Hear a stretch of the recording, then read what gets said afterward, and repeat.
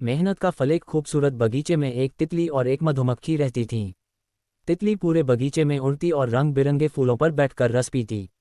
वह बहुत खुश थी क्योंकि उसे लग रहा था कि जीवन बस यूं ही रंगों और खुशबू में डूबा रहेगा। दूसरी ओर मधुमक्खी दिन रात मेहनत कर रही थी। वह फूलों से पराग इकट्ठा करती और छत्ते में जाकर शहद बनाती। एक दिन तितली ने मधुमक्खी से पूछा, तुम इतना काम क्यों करती हो? देखो, मैं पूरे दिन बस उड़ती हूँ और मस्ती करती हूँ। तुम्हें भी आराम करना चाहिए।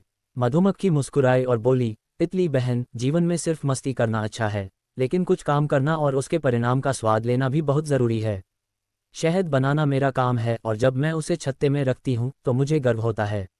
ये शहद न सिर्फ मेरे लिए बल्कि पूरी मधुमक्खी के परिवार के लिए है। तितली ने हंसते हुए कहा, लेकिन इतनी मेहनत का क्या फ़ायदा? मैं बिना किसी मेहनत के फूलों का रस पीती हूँ।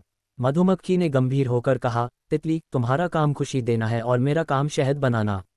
लेकिन याद रखना, शहद बनाना भी एक कला है और इसमें भी खुशी है। तुम्हारा रस पीना और मेरा शहद बनाना दोनों का अपना अपना महत्व है।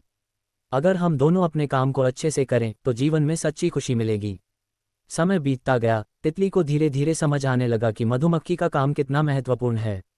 एक दिन जब बगीचे में फूलों की कमी हो गई, तब तितली को मधुमक्खी का शहद ही जीवनदायिनी बना। तब तितली ने समझा कि मेहनत का फल हमेशा मीठा होता है। तितली ने मधुमक्खी से कहा, तुम्हारी बातें अब समझ में आ गईं, मैं भी अपने काम को पूरी मेहनत से करूंगी। मधुमक्खी ने मुस्कराते हुए कहा, जब हम अपना काम पूरी लगन और मेहनत से करते हैं तो उसका फल हमेशा मीठा होता है, चाहे वह शहद हो या जीवन की कोई और मिठास। प्रेरणा। कहानी हमें सिखाती है कि जीवन में मेहनत का अपना महत्व है। चाहे तितली की तरह खुशी फैलाना हो या मधुमक्खी की तरह शहद बनाना, हर काम का अपना मूल्य है।